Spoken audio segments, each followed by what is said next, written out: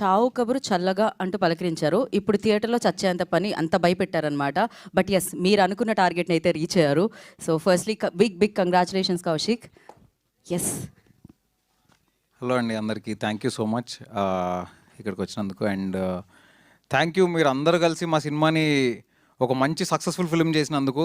Actually లైఫ్లో first time ఎప్పుడు ఏడ్చామో మనకు గుర్తుండదు. ఫస్ట్ టైం అమ్మ స్పర్శ ఎప్పుడు చూసామో మనకు గుర్తుండదు. కానీ అండ్ ఫస్ట్ టైం ప్రేమలో పడుతున్నప్పుడు కూడా ప్రాబబ్లీ ఆ మూమెంట్ని పెద్దగా రిజిస్టర్ అవ్వదు, అది మెల్లిమెల్లిగా అయిపోతుంటుంది గ్రాడ్యువల్గా.